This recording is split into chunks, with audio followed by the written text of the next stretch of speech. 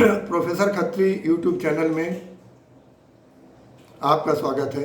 मैं डॉक्टर अर्जुन दास खत्री आप सभी भक्तों का, प्रबुद्ध श्रोताओं का हृदय से वंदन करता हूँ, अभिनंदन करता हूँ जो माँ भगवती की कथा दुर्गा सप्तशती का श्रवण करने हेतु यहाँ पधारे हैं। आज हम कथा करेंगे अध्याय 9 निशुंभ वध की। रक्त बीज की कथा सुनने के बाद राजा ने ऋषि से प्रश्न किया। कथा सुना कौन रहे? ऋषि मेधा। सुन कौन रहे? राजा सुरथ और वैश्य समाधि। तो रक्त बीज की इसके पूर्व अध्याय में कथा हुई। कथा अध्याय 9 में तो रक्त बीज की कथा सुनने के बाद राजा ने ऋषि से प्रश्न किया, भगवान आपने देवी काली द्वारा रक्त बीज वध का अद्भुत रोमांचकारी प्रसंग सुनाया। उसके संहार के बाद अत्यंत क्रोध में भरे हुए शुंभ और निशुंभ ने क्या किया? अब उसे सुनने की मुझ में तीव्र उत्कंठा उत्पन्न हो रही है। आप उनकी कथा भी हमें सुनाएं। ऋषि ने उसके आगे शुंभ निशुंभ की कथा सुनानी प्रारंभ की। वे बोले, राजन, युद्ध में असुरों की विशाल सेना का विनाश और चंडमुंड तथा रक्त बीज जैसे अजय योद्धाओं के मारे जाने से शुंभ निशुंभ दोनों भाई अत्यंत क्रोध से भर गए। असुर सेना नायकों से घिरा हुआ निशुंभ वेग से देवी जी की ओर दौड़ा। देवताओं और योगियों को पीछे छोड़ता हुआ शुंभ भी सीधे देवी चंडिका को मारने के लिए उनके निकट आ पहुँच वाले दोनों भाई एक साथ वहाँ निकट उनके पहुँच गए। उन दोनों ने घनघोर मेघों की तीव्र वर्षा के समान बाणों की झड़ी लगा दी, घेर दिया पूरी तरह से, जिनसे आकाश आच्छादित हो गया, अंधेरा छा गया। इतने बाण एक के बाद लगा दिए। देवी ने भी अपने बाण चलाए जो उनसे भी प्रबल थे। उन्होंने न केवल असुर अधिपतियों के बाणों को काट गिराया, पहले तो उनको ये क्या हम पहुँचे नहीं, काट गिराया, अपितु उन्हें चोट भी पहुँचाई। अवसर देखकर निशुंभ ने अपनी तलवार निकालकर सिंह पर करारा वार कर दिया। निकट तो पहुँच ही गया था। सिंह को लगी चोट से कुपित देवी ने चुरप्र नामक बाण चलाकर निशुंभ की तलवार और ढाल दोनों काट गिराए। इस पर निशुंभ ने उन पर शक्ति से वार किया।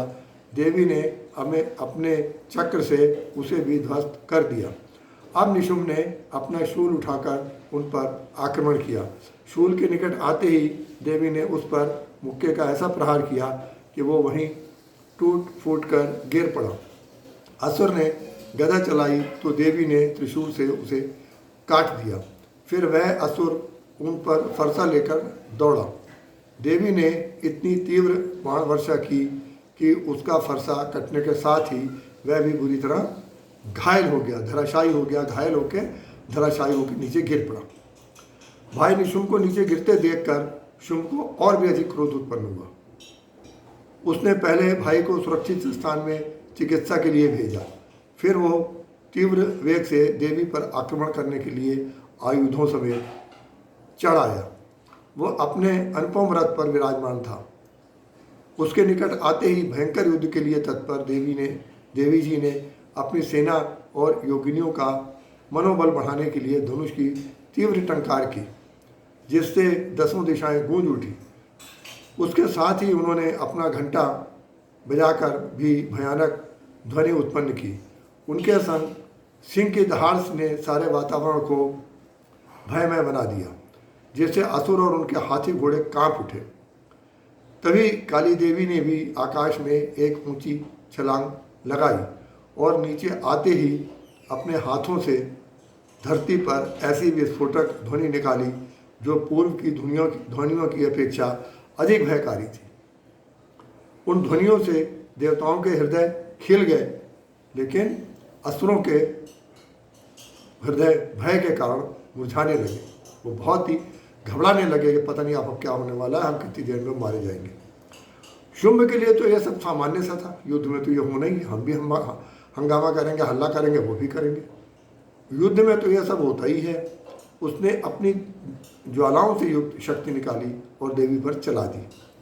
अग्नि पर्वत के समान आती हुई उस शक्ति को देवी जी ने तत्काल पृथक कर दिया, काट के गिरा दिया। उस समय शुंभ की गर्जना इतनी तीव्र हुई वो भी भयंकर जोर से गरजा। इतनी तीव्र हुई कि देवसेना भी कांप उठी। अब दोनों ओर से घात प्रतिघात होने लगे। वे एक दूसरे पर बाण चलाते तथा अवसर देकर अन्य आयुधों से भी आक्रमण करते। दोनों ही त्वरित गति से शत्रु के वारों का प्रतिकार भी करते जाते थे। अपने बाणों को कटता हुआ देखकर क्रुद्ध हुई देवी चंडिका ने उस पर शूल से अत्यंत प्रबल प्रहार किया, जिसे वो रोक नहीं पाया और मूर्छित होकर धराशायी हो गया। पहले निशुंभ धराशायी हुआ था मूर्छित होकर, और अब शुंभ धराशायी हो गया। लेकिन इस बीच में फिर क्या हुआ, इतने में निशुंभ पुनः युद्ध के लिए तैयार होकर आ गया। जब चिकित्सा हुई, उसकी मूर्छा टूट गई, वो आ गया युद्ध करने के लिए। अब उसने पुनः मोर्चा संभाल लिया। क्रुद्ध हुए निशुंभ ने इतनी तीव्रता से बाणों की वर्षा की कि उससे देवी, काली देवी और सिंह तीनों को चोट पहुंची। अब आप ये देखें, इतने प्रहार किए कि वो रोक नहीं पाए। काली देवी भी नहीं रोक पाई और चंडी देवी भी नहीं रोक पाई।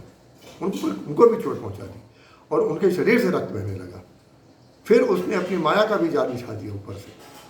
देवी पर अनेक चक्रों से एक साथ प्रहार किया।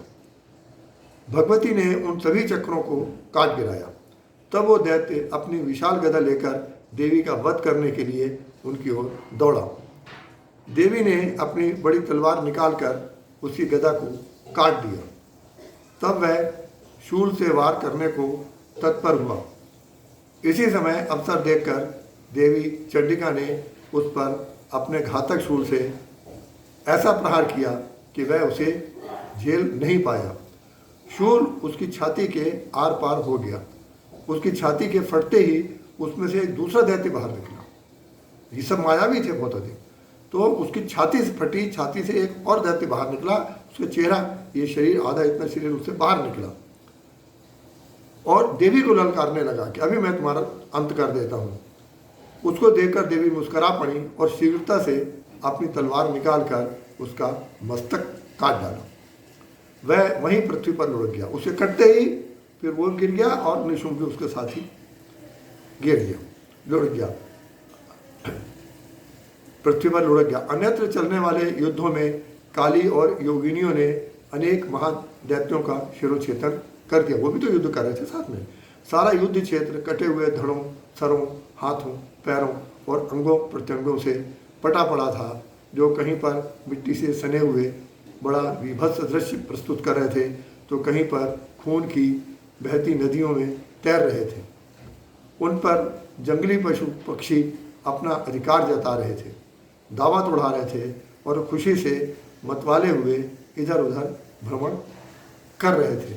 इस प्रकार यह दुर्गा सप्तशती के अध्याय 9 की कथा समाप्त हुई। अब अगले आख्यान में हम शुंभ वध की कथा करेंगे।